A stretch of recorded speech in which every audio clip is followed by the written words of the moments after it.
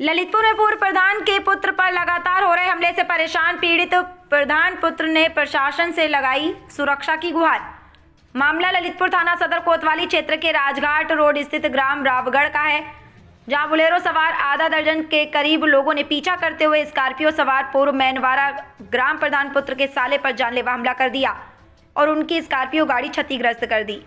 जैसे जैसे जान बचाकर वह कोतवाली पहुंचे और उन्होंने अपनी रिपोर्ट दर्ज कराई है, तो वहीं पूर्व ग्राम प्रधान के पुत्र अवधेश का कहना है कि गांव के कुछ दबंग लोगों द्वारा विगत कई वर्षों से उनके ऊपर हमले किए जा रहे हैं और उनके छोटे भाई पर भी विगत दिनों गांव में घेर कर मारा गया था, जिसका वीडियो भी वायरल हुआ है सोशल मीडिया पर।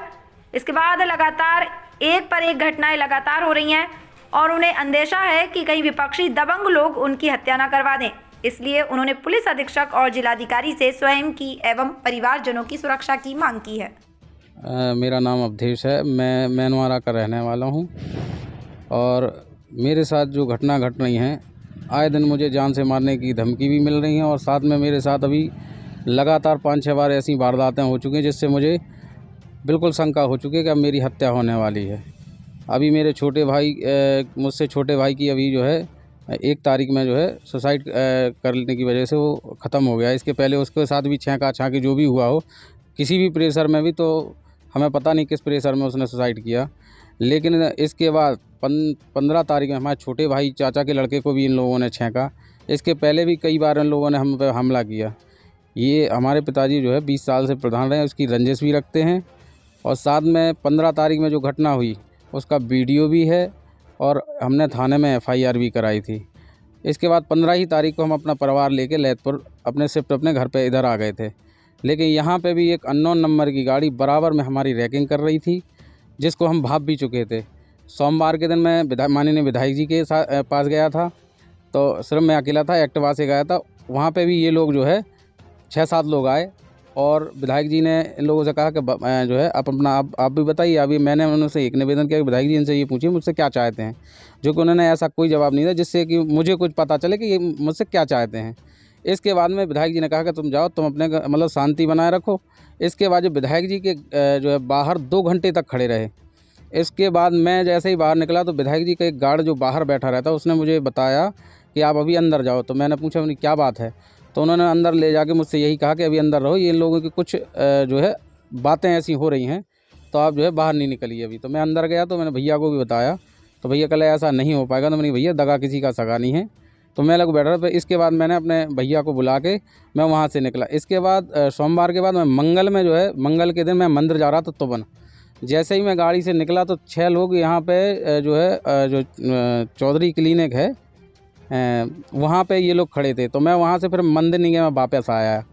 इसके बाद मैं ऐसे ही जो है 2-3 दिन से ये लगातार मेरी रैकिंग कर रहा है। इसके बाद कल की डेट में मैं जो है खाद की दुकान पे गया था कुछ काम से, तो वहाँ पे ये महिंद्रा शोरूम पे ये अननोन नंबर की गाड़ी फिर आई। उसमें 5-6 लोग और सवार थे और ये कम से कम 2 घंटे तक वहाँ पे रैगिंग करते, लेकिन मैं उस चीज़ को भांप चुका था तो वहाँ से नहीं निकला। इसके बाद वहाँ से जैसे तैसे हम निकल के अपने घर आए, तो एक बसवा में एक कार्यक्रम DM साहब का था, तो वहाँ पे कुछ जो है सामान लेके जाना था, तो वहाँ से फ़ोन आया, तो जो कि मैं भी जाने वाला था लेकिन मैं किसी कारणवश नहीं गया। तो वहाँ पे जो है मेरी गाड़ी लेके मेरा जो साला है भैया साहब, वो जो कि वहाँ जा रहा था, उसके साथ 1-2 और थे।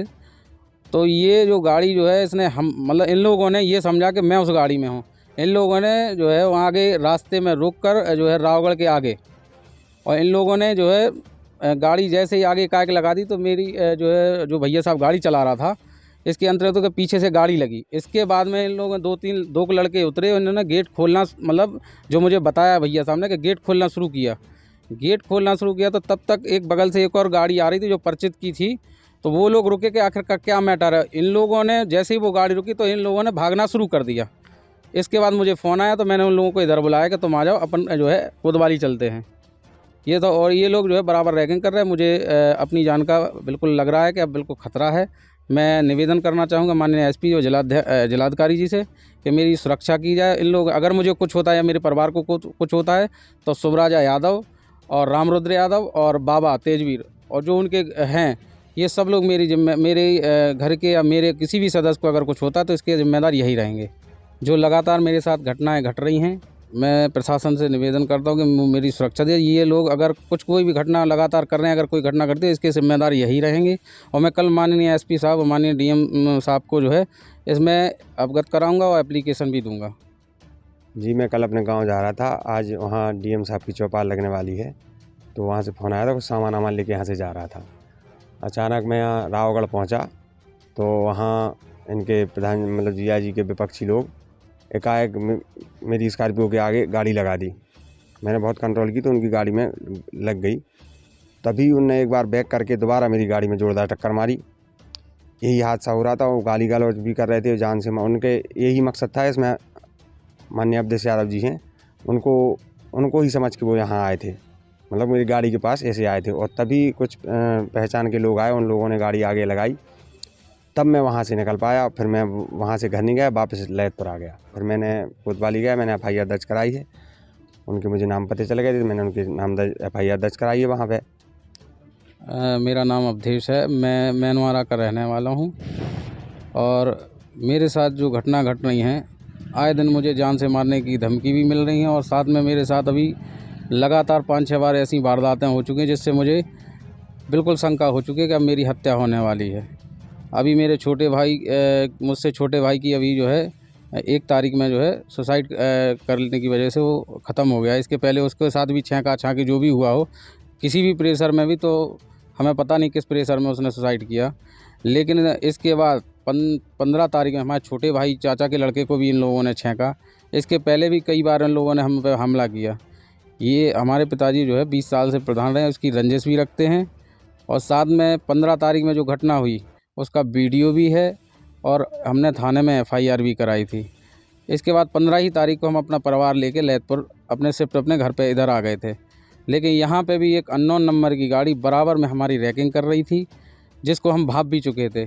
सोमवार के दिन मैं माननीय विधायक जी के पास गया था, तो सिर्फ मैं अकेला था, एक्टिवा से गया था। वहाँ पे भी ये लोग जो है 6-7 लोग आए और विधायक जी ने इन लोगों से कहा कि जो है आप भी बताइए। अभी मैंने उनसे एक निवेदन किया कि विधायक जी इनसे ये पूछिए मुझसे क्या चाहते हैं, जो कि उन्होंने ऐसा कोई जवाब नहीं दिया जिससे कि मुझे कुछ पता चले कि ये मुझसे क्या चाहते हैं। इसके बाद में विधायक जी ने कहा कि तुम जाओ, तुम अपने मतलब शांति बनाए रखो। इसके बाद जो विधायक जी के जो है बाहर 2 घंटे तक खड़े रहे।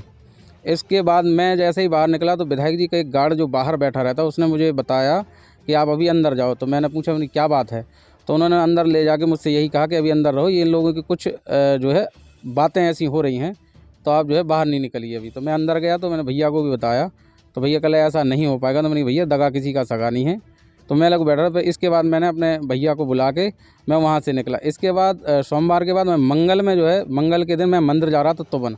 जैसे ही मैं गाड़ी से निकला तो 6 लोग यहाँ पे जो है जो चौधरी क्लिनिक है वहाँ पे ये लोग खड़े थे। तो मैं वहाँ से फिर मंदिर नहीं गया, मैं वापस आया।